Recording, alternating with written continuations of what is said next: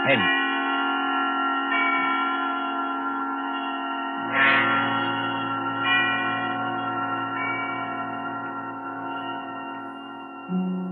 This is the Man in Black, here again to introduce Columbia's program, Suspense. Our stars this evening are three. The order of their appearance, they are Walter Hampton, one of the theater's proudest names for two generations, and Susan Hayward and Lee Bowman, two of Hollywood's brightest younger stars. The story called The Dead Sleep Lightly by John Dixon Carr is tonight's tale of suspense. If you've been with us on these Tuesday nights, you will know that suspense is compounded of mystery and suspicion and dangerous adventure. In this series are tales calculated to intrigue you, to stir your nerves, to offer you a precarious situation, and then withhold the solution until the last possible moment. And so, with The Dead Sleep Lightly, and with the performances of Walter Hampden, Susan Hayward, and Lee Bowman, we again hope to keep you in suspense. Ashes to ashes, and dust to dust. Meadowvale Cemetery, not far from New York. Meadowvale Cemetery, on a dim gray morning in early April, when rain forms a mist across leafless trees and white gravestones. You see, over there, the group of silk-hatted gentlemen, each with his protecting umbrella, gathered around an open grave. You see the clay soil freshly dug. You can hear perhaps the creaking of support as the coffin is lowered into its everlasting house, and the droning voice of the clergyman. I am the resurrection and the life, saith the Lord. He that believeth on me, though he were dead, yet shall he live. Live? Quiet, Mr. Templeton, please. What's wrong with old Templeton? Please, sir, remember where you are. She's not alive, I tell you. She's not alive.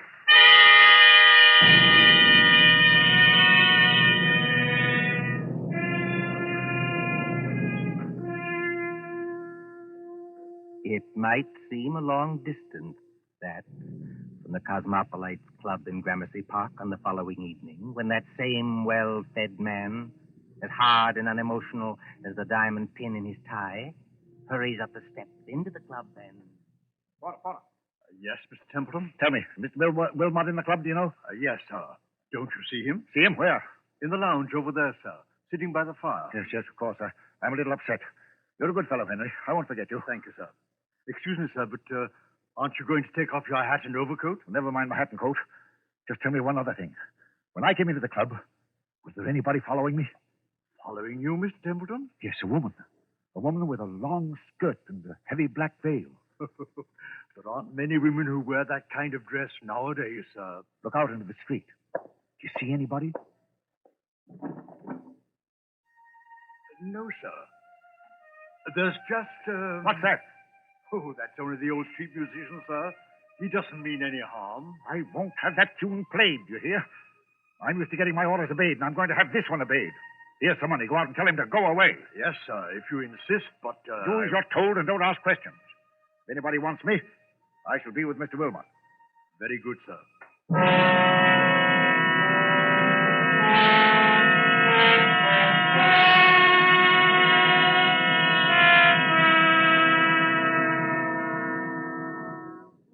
Good evening, Wilmot. Mind if I sit down for a minute? Oh, not at all. Pull up a chair. Want some coffee? No, thanks. I'll get down to brass tacks right away. Yes, you always do. I've noticed that. Well, I'm a pretty self-sufficient kind of a fellow, Wilmot. I made a name for myself, even if I do say it myself. But, well, the fact is, I need advice. A successful publisher asking advice from one of his own authors. That's something new, isn't it? Now, look here, Wilmot, I'm serious. All right. I take it back. What's on your mind? Well, you've studied what we'll call the supernatural, haven't you? I've lectured and written books about it, yes. And did you ever meet a ghost? No, I can't say I ever did. Have you? It might only be my own imagination. Yes, that's what scares me. You get on in years, and your arteries harden, and you don't take enough exercise, and you think something ought to be done about your waistline, but you never bother. You see, Wilmot, I went to a funeral yesterday. You did? Whose funeral was it? The person who died has nothing to do with this. It was old Simpson of Harley and Sons. We thought it was only decent to make up a party and go to the funeral. And I took my secretary along, a girl named Molly Carroll. I'm leaving for Washington tomorrow. Besides, I'm moving house. So there was a lot of work to do. What I couldn't stand was that infernal cemetery in the rain. We must have gone in by the wrong gate, because we were in a neglected, desolate part of the cemetery where the rank grass grew over the graves.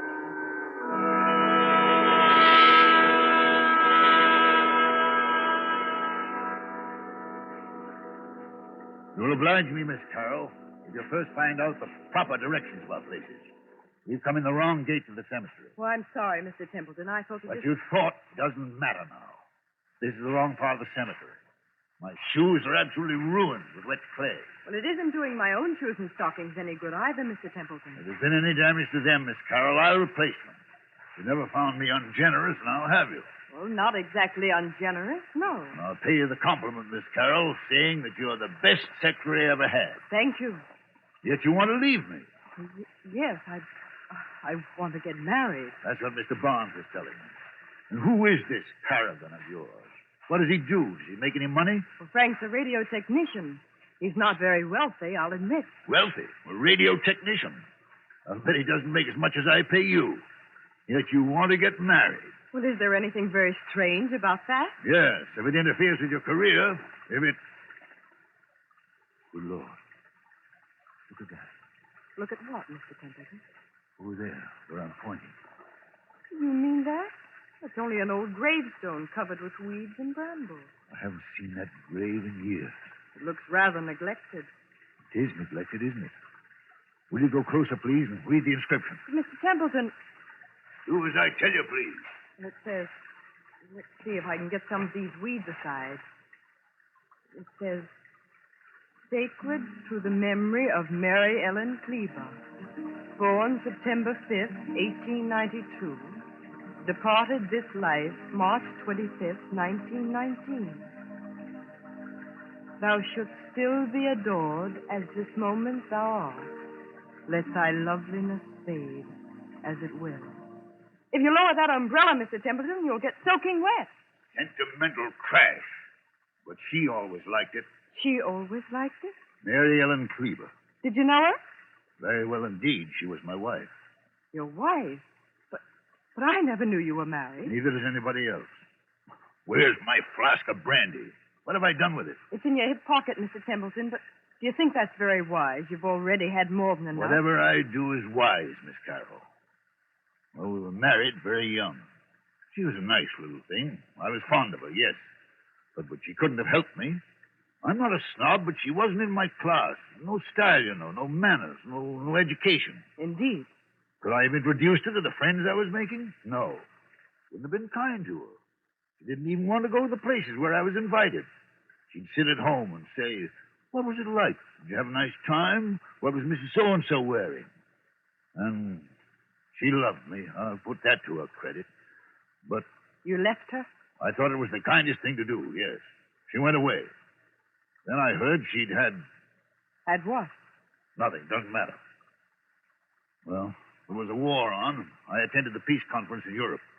Never even knew she was dead until I heard some friends had buried her. I always promised to call her up. She said she'd come back to me if I did. Well, you couldn't call her up now, Mr. Templeton, even if you wanted to. No, I suppose not. But I was fond of her. I wish there was something I could do. Well, you could have her grave cared for. Have some flowers put on it. That's it. That's an idea. She'd have liked that. Can you take care of that for me? I'll look after it tomorrow morning, Mr. Templeton. But how will they ever be able to locate the grave? There must be thousands in this cemetery. Oh, each grave has a number, you know, cut into the stone so you can identify it. This is number 1212. 1212. Sounds like a telephone number, doesn't it? Yes, doesn't it? Meadowvale 1212. Poor girl. I was fond of her. Please, Mr. Templeton, come along and please, no more brandy. You've got a funeral to attend. And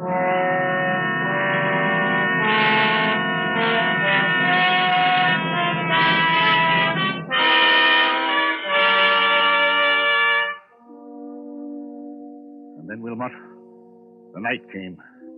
And the horror. What horror? Oh, take it easy, man. There's nothing to worry about. You were sitting here in the Cosmopolites Club. Yes, but I wasn't sitting in the club last night.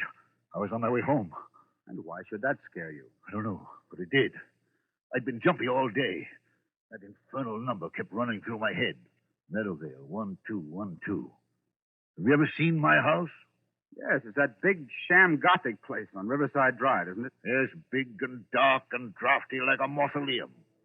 I told you it was moving house to an apartment downtown. But there were some papers there I had to get out of the safe in the library to take with me to Washington tomorrow. I knew the servants would be gone, of course. But I hoped Mrs. Bloom, that's my housekeeper, would still be there. Then, when I went up the park, about 6:30... Meadowvale, 1212. Meadowvale, 1212. Meadowvale, 1212. Meadowvale, 1212.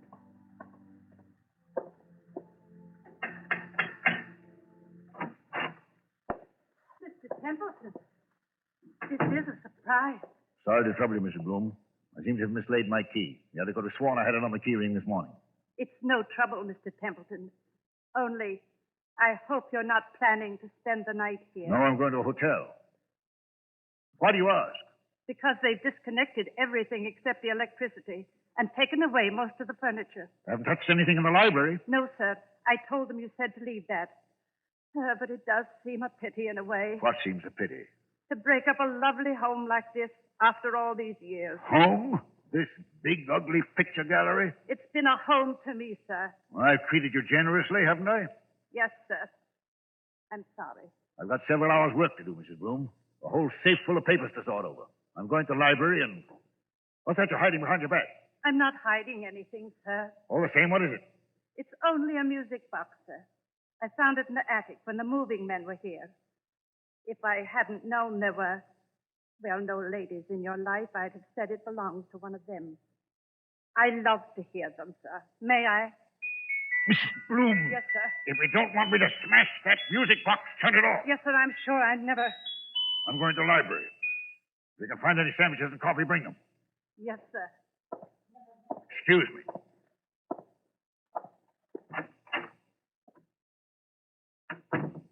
Same old library. Same old claw-footed desk. There's the Venetian mirror she bought for you. Look at yourself in the mirror, Templeton. Admit you can't face it. Admit you can't work here tonight. Admit you've got to have lights and music and... That's it. Go out for dinner. Telephone Wilmot. If they've left the phone... Oh, yes, good. Here it is. Hello. Yes, sir. Number, please. Number, please. I want, Meadowvale 1212. Meadowvale 1212. Wait, what the devil's name am I saying? Change that, I want... Hello, my darling. I knew you'd call me when you needed me. Who's that speaking? Who are you? It's Mary Ellen, dear. Don't you recognize my voice? You're not Mary Ellen. This is a trick. Mary Ellen is dead. Yes, dear. But the dead sleep lightly, and they can be lonely, too. And now that you do need me... I don't need you. I don't need anybody. I'm coming back to join you, dear. It's not easy, but I'll be there by the time the clock strikes 7. I'll wear a veil because I don't look very pretty. I won't have this. I won't listen to you. I won't... Goodbye, my dear. Remember, when the clock strikes 7... Mrs. Bloom.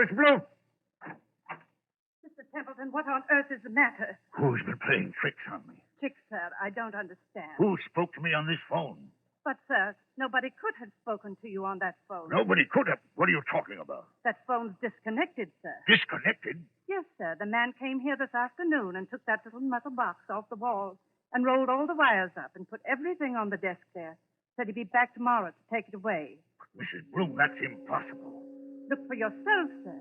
You're standing in the middle of the room holding that phone, and the wires don't lead anywhere. That's true. So you couldn't very well have talked to anybody on the phone that wasn't connected? Now, could you? I tell you, I got the operator. I heard it ring. I talked to someone else. Oh? And what did that person say? She said she'd be here to visit me when...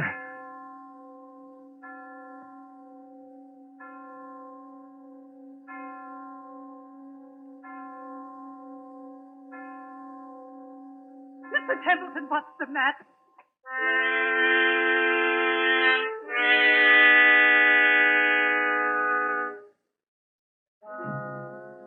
And so, Wilmot, that's what happened last night.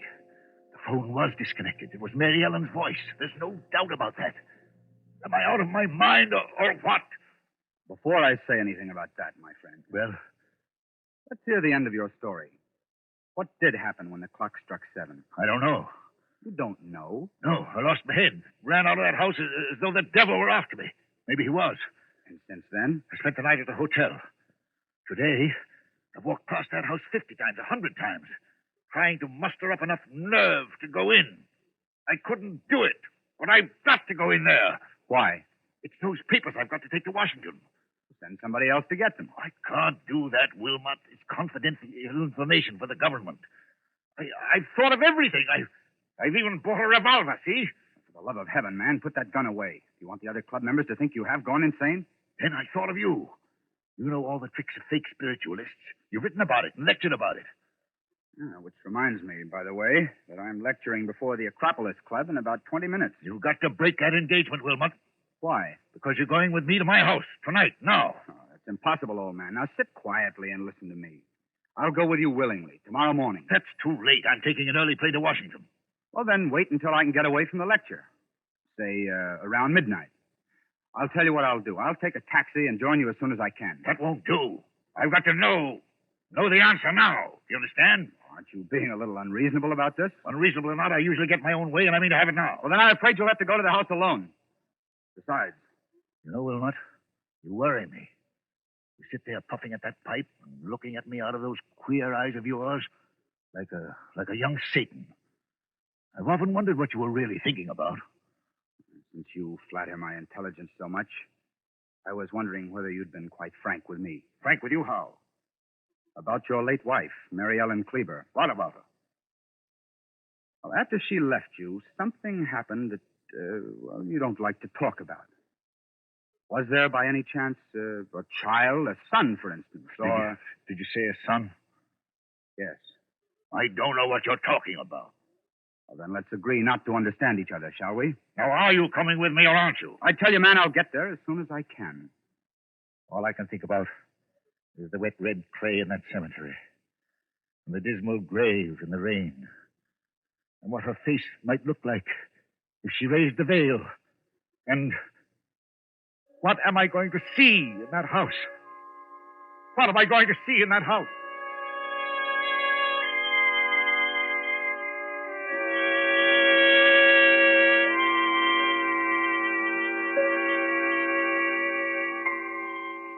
So the clocks chime, the hours dwindle, and the traffic roar of the city sinks to a low growl behind twinkling lights.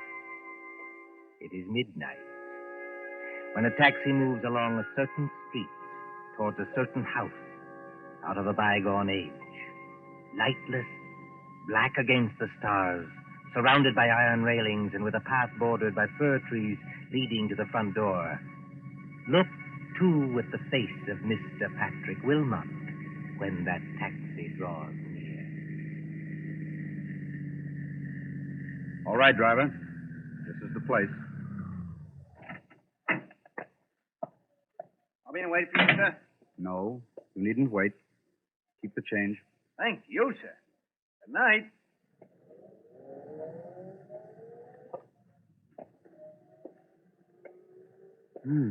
So the front gate is open. And he did go in. And... I beg your pardon.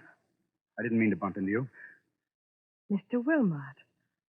You know who I am. Oh, yes. I've seen you several times at our office. I'm Molly Carroll, Mr. Templeton's secretary. What are you doing here? Well, it's Mr. Templeton. What about him? Well, that's what I want to know. I was out with Frank. That's my fiancé. And when I got home, the girl I room with said that Mr. Templeton had been phoning and phoning all evening. She said he sounded drunk or something. He wanted somebody to go with him to this house. Evidently, I wasn't the only person he applied to. Shall we go in? Yes, but the whole house is dark. Suppose he isn't there. He's there, all right. You don't know men like Bert Templeton. But I'll push the gate wider. Now, straight up the walk to the front door. I've got a flashlight. What are we going to find? Something rather unpleasant, I'd better warn you. How do you know? I have my ways of knowing, Miss Carroll. Oh, look. What is it? That French window to the left of the front door. Yes. It's partly open. Well, there's nothing in that, necessarily. Templeton said he'd lost his key. He might have had to open a window. Oh, that's true, but... So you see it, too, do you? See what? There's a footprint across the sill of that French window. A footprint made in wet clay. It's like the clay of the cemetery. So I should imagine. Will you go in first, or shall I? Into that dark room, I will not. Well, then stay here, please, until I get some lights on. No, wait. I'll go. Let me take your arm. All right, be careful now. Yes, I thought so. This room is the library. And there are more footprints of somebody or something walking in. They lead... Who's there? Who's there? It's only me, sir, Mrs. Bloom, the housekeeper. Then what's the idea of standing in a dark room in the middle of the night with what sounds like... It's only a music box, sir. I left it behind along with some other things and came back to get them. I've got my own key. I thought I heard a noise in here. But why aren't there any lights? The electricity's cut off, sir. It was cut off today. I see. If Templeton is here, or was here, he must have had some kind of light. If I turn this flashlight on the desk, maybe... Be quiet, Miss Carroll. What is it, sir? I'm as blind as a bat without my glasses. It's Mr. Templeton. He's lying on the floor beside the desk. Oh, he isn't. No, he isn't dead. His face is the color of putty. I think he's had some kind of stroke. We'd better not take any chances. Mrs. Bloom, Yes, sir. get outside to the nearest telephone and call for an ambulance. Tell him it's an emergency case. You're Mr. Wilmot, aren't you? But what's happened to him? Ask a dead woman. I beg your pardon. Never mind. Hurry. Of course I'll hurry, Mr. Wilmot. What are we going to do? Now, let's have a look around. Templeton seems to have been working at his papers by the light of a couple of candles, which somebody's blown out. We'll relight them. There's the desk. There's all the papers scattered round Mr. him. Wilmot, please. What happened to him? I'll tell you. As he sat there in the dim light of two candles, a ghostly figure appeared at that French window. It wore a long, old-fashioned skirt and a heavy black veil to hide the face. It walked toward Templeton, tracking graveyard clay. It stretched its arms to him like this. Keep away from me, please. Templeton couldn't stand it. He collapsed. And now, before the old housekeeper returns, would you care to hear how the whole trick was worked? Trick? What trick? Have you heard about the ghost voice that talked on a disconnected telephone? Oh, yes. Yes, he said something about it this morning, but I thought he wasn't himself. He wasn't, but he heard it. Remember Mrs. Bloom's story about the telephone man? Yes. They don't send a man round to yank the whole apparatus off the wall, put it on the desk, and say he'll be back for it next day. This man from the telephone company was an imposter. The man from the telephone company was an imposter? Exactly. Oh, look, he's moving his hand. He's trying to open his eyes. Isn't there anything we can do for him? No, there's nothing we can do till the doctor arrives. In the meantime, listen to me. All right. What did this imposter do? He took away the real phone and substituted a spirit telephone. You don't know what a spirit telephone is? No, of course not. It's an old device used by fake mediums. You see a telephone without wires standing on a desk, like that one. You pick up the receiver and talk to the dead. Of course, you never really talk into the phone at all. But if you don't talk into the phone, then... Fixed underneath the desk is a tiny microphone with hidden wires leading to another room in the same house. That microphone picks up every word you think you're saying to the phone. Is that clear? I think so. Now, the dummy telephone is really a low-power radio receiving set. Somebody in another room can talk back to you after hearing what you say on the wired microphone. Then, Mr. Templeton... If Templeton hadn't rung Meadowvale 1212, then rest assured that same number would have rung him. Well, then the scheme couldn't fail either way. But, you see, there's one thing in this matter I haven't got quite clear even yet. And what's that? Tell me, Miss Carroll, just why did you work this whole trick? Why did you try to scare your father to death? My father? Templeton is your father, isn't he? That might be rather difficult to prove, Mr. Wilmot. By George, I admire you. Thanks very much. I'm flattered. Expressionless as ever. Eyes as hard and cold and blue and handsome as... Well, make your own comparisons. But I knew you were guilty, of course, when I heard your fiancé was a radio technician. You can leave Frank out of this. Oh, you have scruples. Have I touched you? Nothing can touch me. Not since my mother died. Your fiancé installed the ghost mechanism and took it away today. He probably thought it was only a joke. He did. I swear he did. And the rest of it was plain enough. Who led Templeton to the wrong gate in the cemetery, past that woman's grave? You did. Who was the only one who could have stolen the key to this house off that key ring he took to the office? You were.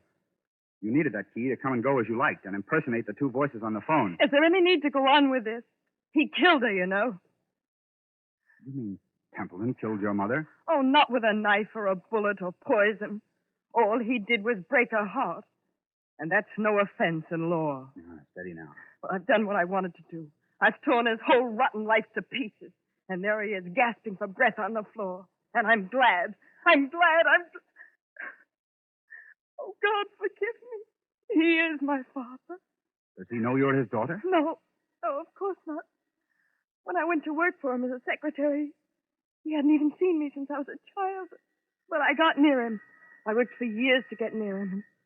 No, I wish I hadn't. Now, look here, you've got to pull yourself together. Why? Who cares? That's the ambulance coming and maybe the police. What do I care? Tell the police what you like. My dear girl, you don't think I'll tell them anything. I'm merely an onlooker, an amateur Satan who doesn't believe in ghost voices. Mary Ellen. What's that? Templeton, his eyes are open. He's trying to get up. Mary Ellen. It's as though he could see something that we can't What's see. that he's got in his hand? It's a revolver. He had one at the club. He's putting it against his chest. I'll stop him. Look out! Look out! Oh, he did love her after all. And now he's tried to join her.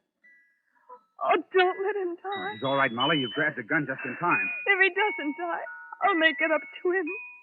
I swear I'll make it up to him. I tell you now, he's not going to die. But Mary Ellen. What? Mary Ellen. But what? But what? Mary Ellen. I was just wondering, is there a ghost in this room tonight?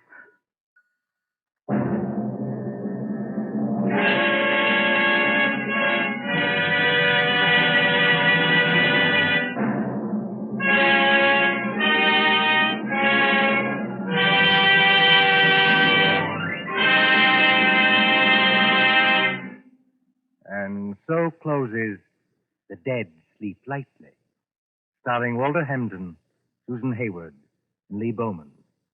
Tonight's tale of suspense. This is your narrator, the man in black, who conveys to you Columbia's invitation to spend this half hour in suspense with us again next Tuesday. Miss Hayward appeared through the courtesy of Paramount Pictures, and Mr. Bowman appeared through the courtesy of Metro-Goldwyn-Mayer Studios. William Spear, the producer, John Dietz, the director, Bernard Herrmann, the composer-conductor, and John Dixon Carr, the author, collaborated on tonight's Suspense.